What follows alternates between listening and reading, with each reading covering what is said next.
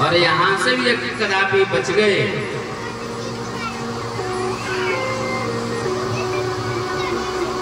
तो आला वाला के पास जाना ही पड़ेगा। कोई डॉक्टर तो नहीं इसमें भैया, होगा तो बुरा मत मानना। जो डॉक्टर होंगे ना, कभी कुछ बीमारी तो फिर आपको डॉक्टर के पास जाना पड़ेगा। तो जब डॉक्टर के पास जाओगे आप, तो डॉक्टर कहेगा भैया आपको ये बीमारी है, इलाज करवाना पड़ेगा, नहीं तो आप इतने दिन के मेहमान हो फिर हो। अब आपको मजबूरी में फिर क्या, मजबूरी में आपको करवाना ही पड़ेगा।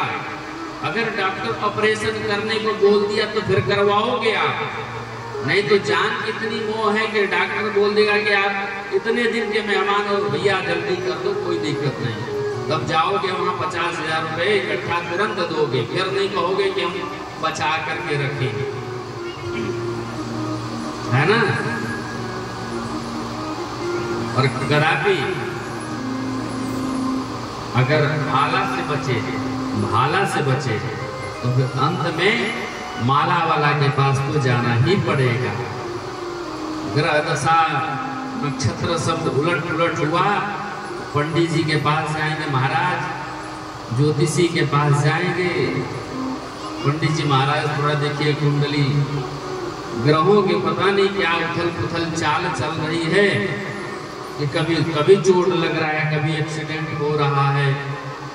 तो पंडित जी लेकर के कुंडली देख लिए, अरे महाराज आपका तो कुंडली देख करके बता रहे हो कि आप तो कुछ ही दिन के मेहमान हैं, अकाल मृत्यु है आपका। तो क्या करें भैया, एक काम करो, आप महामृत्युंजय का अनुष्ठान करवा लो, 7 दिन का अनुष्ठान होगा। पंडित जी कितना खर्चा आएगा? पंडित जी बता दिए 50 से 70 हजार रुपया। अब मजबूरी में क्या, आपको करवाना ही पड़ेगा। तो भैया कहने का मतलब ये है, तो ऐसी दशा करना ही क्यों, जब हम अपने धनों का संचय पवित्र जगह करेंगे तो यह जो दुर्भाग्य आने वाला है वह कभी हमारे जीवन में आएगा ही नहीं, क्योंकि यह हमारे कष्टों को हरने वाले स्वयं मेरे आशुतोष हैं। बोले शंकर भगवान की। इसलिए हमेशा जहाँ यज्ञ हो, पूजन हो, धार्मिक जगहों पर अपने धनों का संचय करने। इसी प्रकार सूत जी महाराज कहते हैं, हे सोनकादि ऋषि, मैं तुम्हें समस्त सिद्धांतों का और पुराणों का सार में सुनाता हूं, जो भक्ति को बढ़ाने वाला तथा भगवान शिव को प्रसन्न करने वाला है।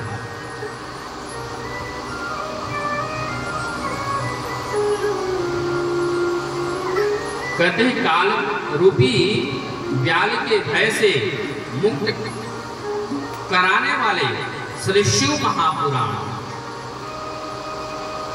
जो इस शिव महापुराण का वाचन पूर्व काल में स्वयं भगवान शंकर ने ही मुनियों से किया, और जो इस शिव महापुराण का कथा का श्रवण करता है उसका जीवन परम कल्याण होता है। और एक बात बताएं आपको,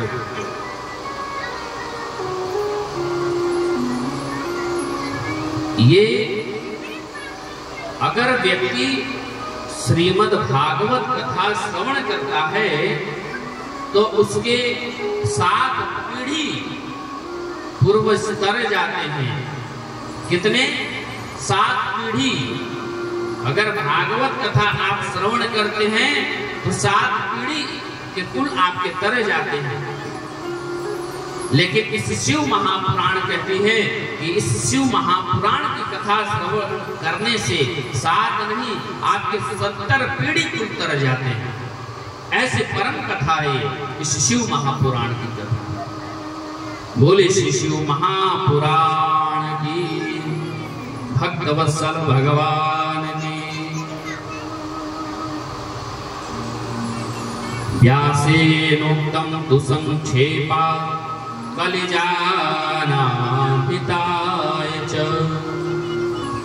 भगवान श्री कृष्ण द्वैपायन वेद व्यास जी ने कलयुग के कलुषित प्राणियों का कल्याण करने के लिए श्री शिव महापुराण का संक्षिप्त वर्णन किया। जन्मांतरे भवेत् पुण्यम महदस्य सुधीमतः तस्य प्रीतिर्भवेत् तत्र महाभाग्यवदो मुने। अच्छा, जब भगवान शंकर ने माता पार्वती को इस शिव पुराण की कथा सुनाए थे, तो इस शिव पुराण की कथा में 1,00,000 श्लोक थे। कितने? 1,00,000 श्लोक। लेकिन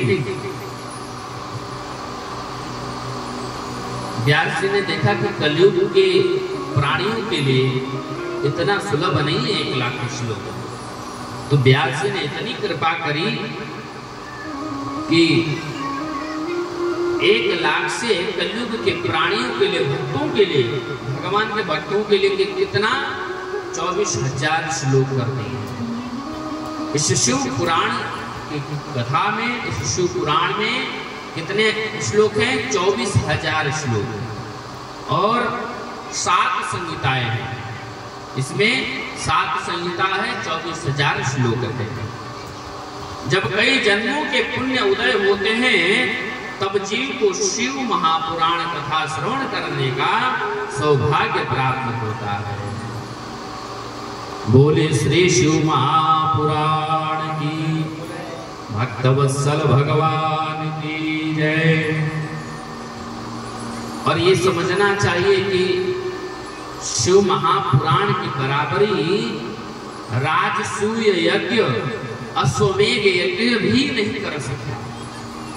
100 अश्वमेध यज्ञ कर लीजिए आप, 100 राजसूय यज्ञ कर लीजिए आप, लेकिन आप एक शिव महापुराण की कथा का श्रवण कर लेते हैं तो आपका जीवन परम आनंद हो जाता है। राजसूय यज्ञ और अश्वमेध यज्ञ के फल के बराबर ही इस कथा का श्रवण करने से फल प्राप्त हो जाता है। बोले शंकर भगवान की जय।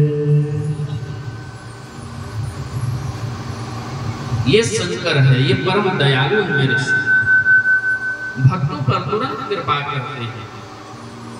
आशुतोष इति शीघ्रम क्षणे अरिष्टा क्षणे तुष्टा, क्षण मात्र में प्रसन्न हो जाते हैं और क्षण मात्र में रुष्ट भी हो जाते हैं, लेकिन क्षण में प्रसन्न हो जाते हैं मेरे।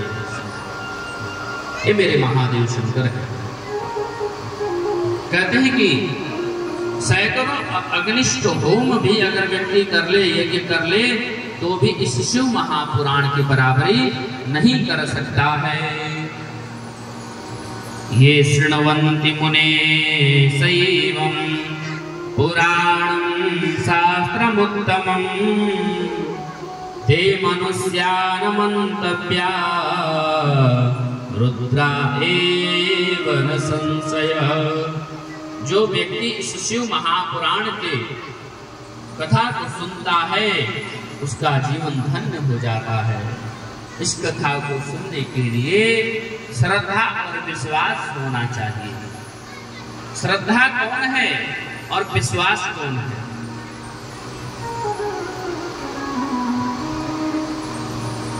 ये जानना जरूरी है। और जब तक हमारा मन श्रद्धा और विश्वास में नहीं लगेगा, तब तक हमारी इस शिव पुराण कथा सुनने में आनंद नहीं हो सकता। तो श्रद्धा भगवान एवं मैया विश्वास, श्रद्धा विश्वास रूपिणो याभ्याम विनान पश्यन्ति सिद्ध स्वांतस्तमीश्वरम्। जब तक हम भगवान शंकर और माता पार्वती को हृदय में धारण नहीं करेंगे, तब तक कथा में रुचि नहीं हो पाएगी।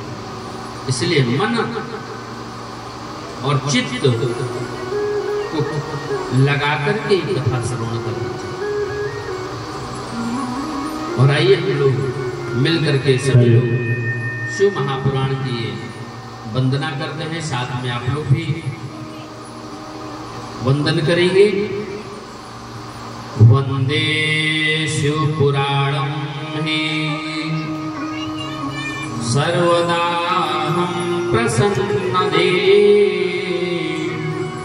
शिव प्रसन्नतां याया दद्या स्वपदयोरतिं दद्या स्वपदयोरतिं। बोले श्री शिव महापुराण की, भक्तवत्सल भगवान की जय। और आइए हम लोग परम सुंदर भगवान आशुतोष के मंगल भजन का आनंद लेते हुए फिर कथा में प्रवेश करते हैं।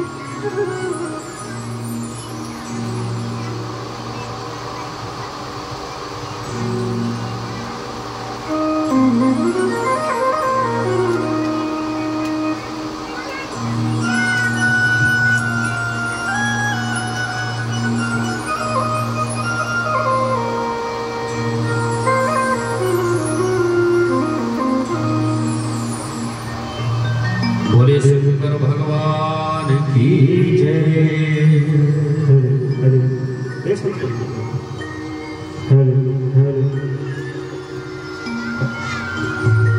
बोले शंकर भगवान की जय।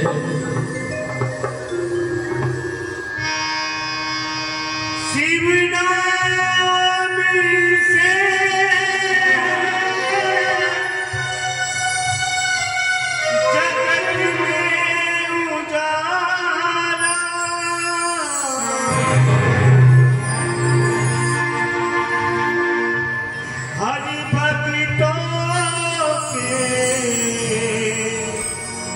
मन में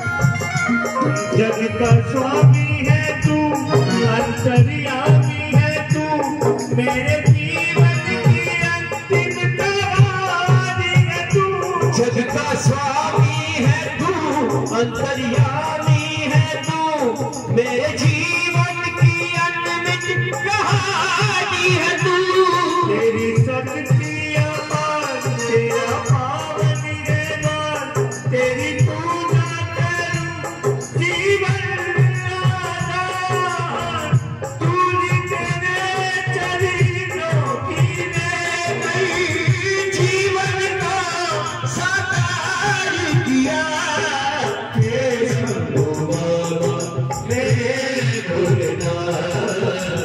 तीनों लोक में तू